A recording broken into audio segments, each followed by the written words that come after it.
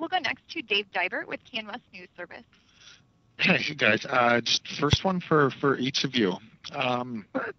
Normally, it's the other guy who's trying to prepare for someone with the size and wrestling background that both of you guys have. Has it been a challenge? I guess a new challenge, if you could touch on it, preparing for someone. When you look at each other, to a certain extent, you're looking in the mirror a little bit. Shane, if you could maybe touch on that first. Yeah, Brock's a big, talented, athletic heavyweight, and those are rare to find. And fortunate enough to have a couple of those around, and to be able to work with those guys, and those are the ones that push you to the limits, and that's why this is going to be such a great fight. Is when two great, big heavyweights that are athletic and believe in themselves get in there, and they each know that they're going to win. These are the great fights, and these are the ones that you remember. And I'm excited for this, and I can't wait for July 3rd. Brock? My camp is full of big guys. I got Cole Conrad, who's a two-time NCAA champion. Chris Tuchscherer was a runner-up Division II champion. John Madsen was a national champion, Division II. Marty Morgan. I recently had Randy Couture in my camp. So I've been surrounded by, greatness, I believe, and I believe that's what you have to do. You have to surround yourself with people that are going to push you.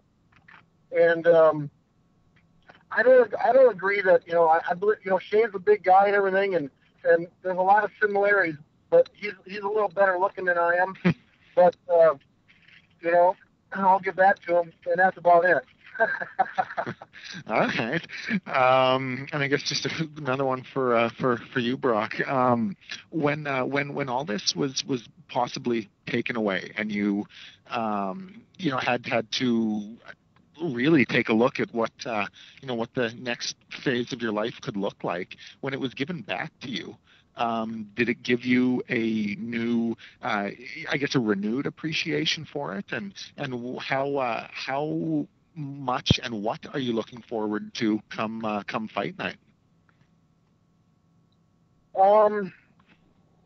Just to get in the octagon again. I mean, it's there's very few places in this world that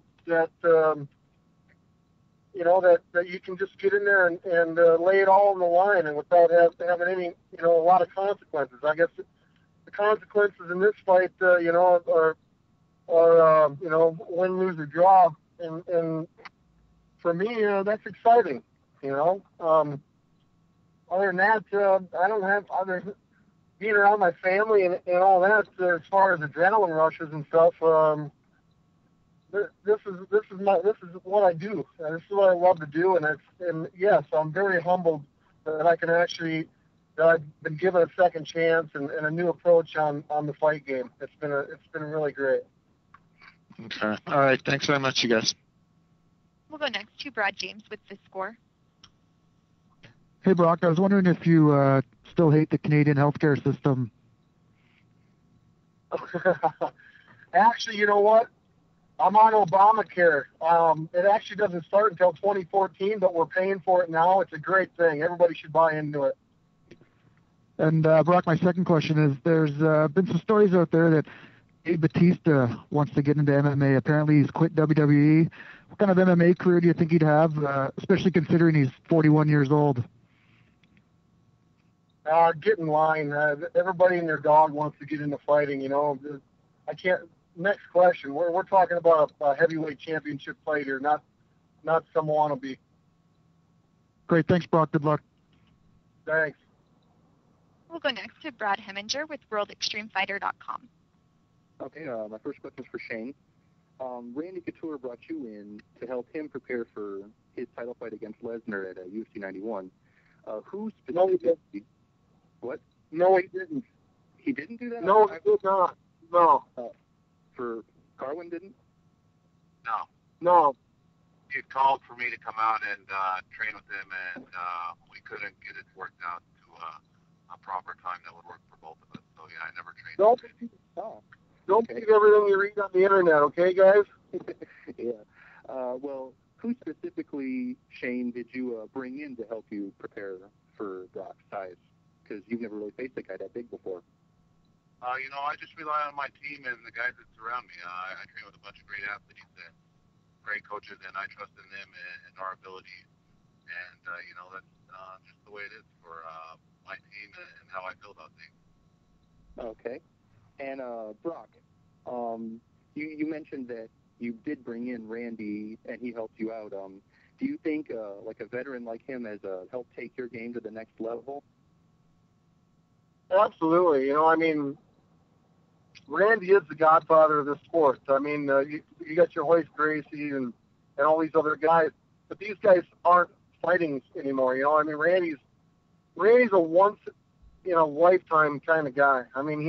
He's 45 years old and he's still fighting. And I brought him here, and I was very impressed with Randy. How he trains still, and how he's 45 years old, and this guy comes in and he's a grinder, man. He just comes in and he taught me a lot of different things last week, because there's a lot of tricks to the trade, and Randy's one of those guys that he wasn't always the biggest guy, but he fights very smart, and being able to fight him and win the belt from him and have him come into the camp and say, these are things that you do great, and these are the things I think you can do better at. And it was very refreshing.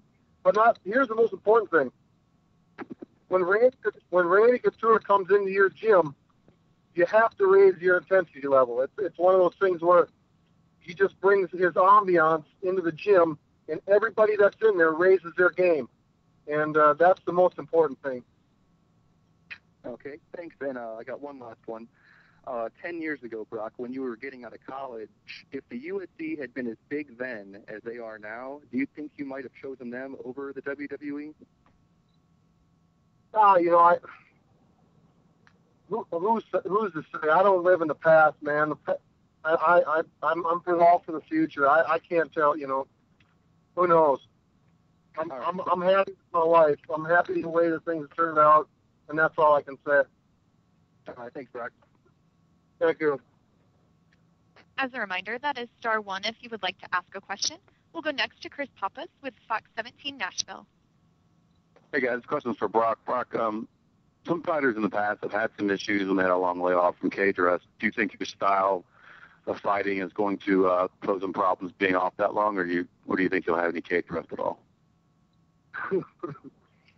Well, like I said, I'll run through the guys that I've had in my gym this training camp. And if I have any ring rust left on me by the time July 3rd rolls around, it's a crying shame. All right, thanks, Brock. Thank you. We'll go next to Kyle Sheely with Minneapolis Star Tribune. Thanks. Shane, I want to ask you, a lot of fans don't think that Brock has faced somebody with knockout power that you have. You have 7 knockout or TKO victories. Do you think that you can knock Brock out? If I touch anybody with my hands, I can knock them out. Are you going to feel you will try and keep this fight standing, or do you think you both obviously have a wrestling background? Where do you see most of this fight taking place?